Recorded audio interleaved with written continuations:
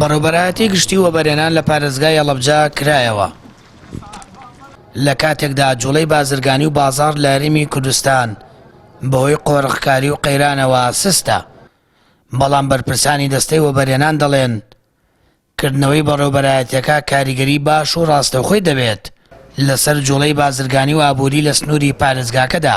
سەرۆکی دەستەی وەبەرهێنان هێرێم ئاماژە بۆ دەکات وەک گەنگاوی یەکەم ناوچەی پیشەسازی لە هەڵەبجە دەکەنەوە کە لە 20 بۆ 25 کارگەی خۆراک پێک دێت. کار بکەن لە بیرشمانەتی هەڵەبجە فرەس ئێستیسماری زۆر باشی تێدایە، مقاومات ئێستیسماری زۆر باشی هەیە کە ئێمە ئەگەر ئەمانەتی کەڵ بکەین نەخشەی وەبەرهێنانی لێ دروستکەین دەکرێت ئێمە وەبەرهێنەرانی بیانی ناوخۆیی ئاراستان بکەین بەناو هەڵەبجە ئینشەڵڵا ئەوەدیانێکی باش بکەویتە ئێرە. ئەمە ئێمە ناوچەی پیشەسازی خۆراکە لە هەڵەبجە ساڵێک زیاترە خەریکی وەرگرتنی زەویەکەین، خەریکی معاملاتی خلاص دەکەین ئینشەڵڵا کە خلاص بۆ خەدەماتی بۆ دروست دەکەین و من باسی 20 تا 25 کرد بە حدودی 600,000 متر دوجا ئێمە دەمانبی بۆ شوێنی معمەلەکان ئینشەڵڵا بتوانین لەو حدودە زیاتر تا بتوانین چەند هزار هەڵێکی کاری نوێ لە هەڵەبجە دەستەبەر بکەین بۆ خەڵکی هەڵەبجە بوو ئەوانەی کە پێویستن کار بکەن لە هەڵەبجە.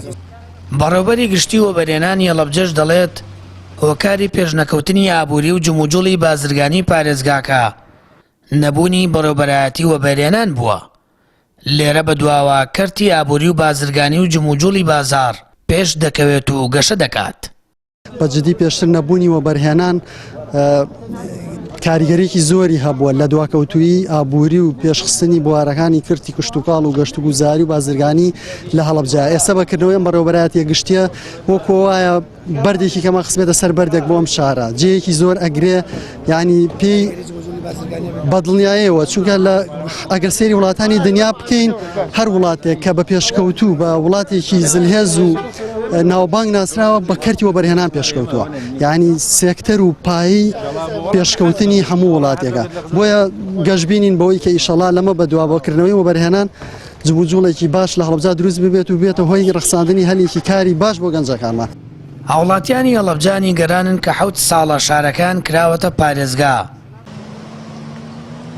بەڵام سیمای پارێزگابوونی پێوە دیار نییە.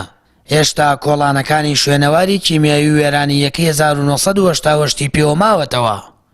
هیوادارنکردنەوەی بەڕێوەبەرایەتی وەبەرهێنان هەنگاوێکی باش بێت تاکو وەبەرهێن و سەرمایەداران لەسەر ئاستی ناوخۆ بیانی پرۆژەکانیان لە سنوورەکە جێبەجێ بکەن. ئەگەر دەستی قۆڕغکاری و کۆمپانیا حیزبەکان بێڵن کە دەرفەتیان بۆ جوڵەی کار و بازرگانی خەڵکی یاسایی نێشتووەتەوە. سامەر فەتاح، کەناڵی ئاسمانی پەیام، هەڵەبجە.